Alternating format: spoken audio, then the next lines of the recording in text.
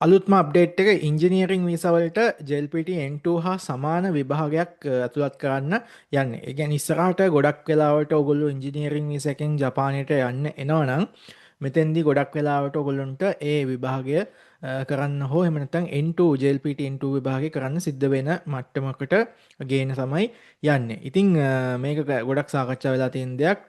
ගොඩක් දුරට ඒක කරන්න යන්නේ. ඉතින් මෙතෙන්දී මොකක්ද මේකට හේතුව කිව්වොත් එහෙම ගොඩක් ඔයගොල්ලෝ දන්න ජපානයේදී සාමාන්‍යයෙන් මේ එන්ජිනියරිං වීසා කියන එකේ අන්තර්ගතය මේක හැදිලා තියෙන්නේ ඇත්තටම මේ වයිට් කොලර් ජොබ්ස් වලට. ඒ කියන්නේ ගොඩක් වෙලාවට ඔය ඔෆිස් වල ඒ වගේ නැත්නම් හයි ප්‍රොෆෙෂනල්ස්ලානේ මේකේ වීසා එකේ නමම තියෙනවා එන්ජිනියරිං ස්පෙෂලිස්ට් හියුමැනිටිස්. ඒ කියන්නේ මානව ශාස්ත්‍ර අංශයේ ඉහළ නිපුණතා වෘත්තිකයෙක් විදිහට වැඩ කරන්න තමයි හම්බෙන්නේ.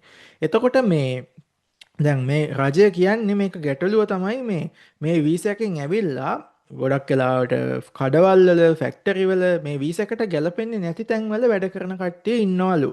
ඉතින් ඒක ගොඩක් වෙලාවට ජපානයේ තිබ්බ මේ වීසා එකේ ලූප් හෝල් එකක් මේ ඒ සිදුරු වලින් රිංගලා ගොඩක් අය මේ වීසා එකෙන් ඇවිල්ලා කොහොම හරි වීසා එක අරගෙන ඒ එක එක තැන්වල වැඩ කරනවලු. ඉතින් ඒක වළක්වන්න තමයි මේ රජය මේ විභාගයක් අනුමත කරන්න යන්නේ. එතකොට මොකද රජය කියන එක හේතුවක් තමයි මේ විදේශිකයෝ ගොඩක් වෙලාවට ජපන් භාෂාව බැරි නිසා තමයි ජපන් භාෂාව නැතුව සමහරක් වෙලාවට යන්තම් පුළුවන් අයට වැඩ කරන්න පුළුවන් ෆැක්ටරි නැත්නම් කඩවල හෝ ඒ වගේ තැන්වල වැඩ කරන්න යන්නේ බර උස්සන්න හෝ ගෙවල් කඩන තැන්වල හෝ ඒ වගේ තැන්වලට ඔය කන්ස්ට්‍රක්ෂන් පැත්තවලට ගිය වැඩවලට යන්නේ භාෂාව බැරිකම නිසා කියලා තමයි ජපාන රජය කියන්නේ. ඒ නිසා දැන් ඒ ප්‍රශ්නේ විසඳන්න ඕනේ නිසාලු මේ වගේ එක්සෑම් එකක් මේකට නිර්දේශ කරන්නේ.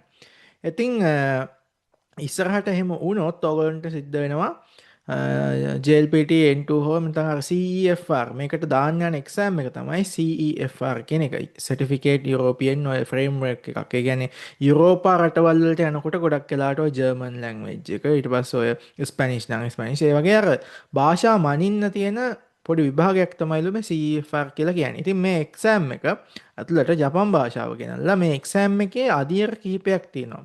ඒ තමයි A1 A2 B1 B2 C1 C2 කියලා.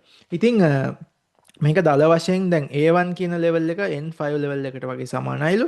ඒ වගේම ඔය එහෙම පල්ලෙහාට යද්දි A2 කියන එක N4 වගේ ඊට පස්සේ අපි ගත්තොත් B1 කියන එක N3 වගේ B2 කියන එක නිකන් අර N2 level එකට සමාන වෙනවා කියලා කියනවා. ඉතින් එහෙම වුණොත් අනාගතයේදී ඔයගොල්ලන්ට මේක අනිවාර්යයෙන්ම ඕනුනාට පස්සේ ගොඩක් වෙලාවට N2 level එක කරන්න සිද්ධ වෙයි. එහෙම නැත්නම් ඔය එක්සෑම් එක CFR එකේ B2 level එක කරන්න සිද්ධ වෙයි ගොඩක් දුරට ඉංජිනේර වීසා එකකින් එනකොට. ඉතින් මේ වීසා එකේ තියෙන දේවල් අවබෝධ කරගෙන ඔයාට ඒක ගැලපෙනවද? ඉතින් ඔයා ඒ වීසා එකකින් ගිහිල්ලා කරන්න මොනවද කියන එක අවබෝධ කරගෙන ආවොත් ඔයාට ගොඩක් දුරට හොඳ වෙයි ඉස්සරහට නීති තද වෙන්න යන නිසා.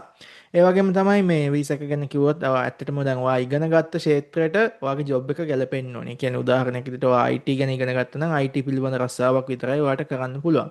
ඔයා වාහන ගැන ඉගෙන ගත්තා නම් ඔයාට ඒ වාහන පිළිබඳ රැස්සාවක් කරන්න පුළුවන්. හැබැයි ඔයා IT ඉගෙනගෙන ඔයාට පාන් හදන කඩේක වැඩ කරනවත් පාන් ගැන ඉගෙනගෙන IT ජොබ් එකක් කරනවත් ඒ වගේ ඔයා ඉගෙනගත්ත ඩිග්‍රී එක හෝ ඔයාගේ කෝස් එකට නොගැලපෙන රැකියාවක් කරලා වීසා ගන්න බැරි වෙයි. මොකද ඉස්සර එහෙම පුළුවන්කම් සමහර වෙලාවලදී ගලපන්න තිබ්බත් දැන් ඒ සිදුරු රජයෙන් වහගෙන යන්නේ සහ නීති අලුත් කරලා ගොඩක් දුරට ඉස්සරහට ඒ වගේ දේවල් කරන්න බැරි වෙයි. නිසා පරිස්සමින් වීසා දානකොට ඔයාගේ ඉගෙනගත්ත දේට හරියට ගැලපෙනවද කියලා බලලා හරියට ඒ දේවල් හොඳට පරීක්ෂා කරලා වීසා එක දාන්න.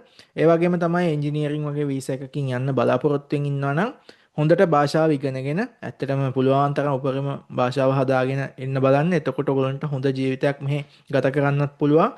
වීසා එකට බය වෙන්න දෙයක්වත් නැහැ. ඒ නිසා පුළුවන් තරම් ඉගෙනගෙන එන්න බලන්න ඉස්සරහට එනකොට. මොන වීසා එකකින් ආවත් කොහොමත් වර්තමානයේ භාෂාව කියන එක අතිශය වැදගත් දෙයක් බවට පත් වෙලා තිනවා. ඉතින් ඕක තමයි ජපානයේ අලුත්ම අප්ඩේට් එක.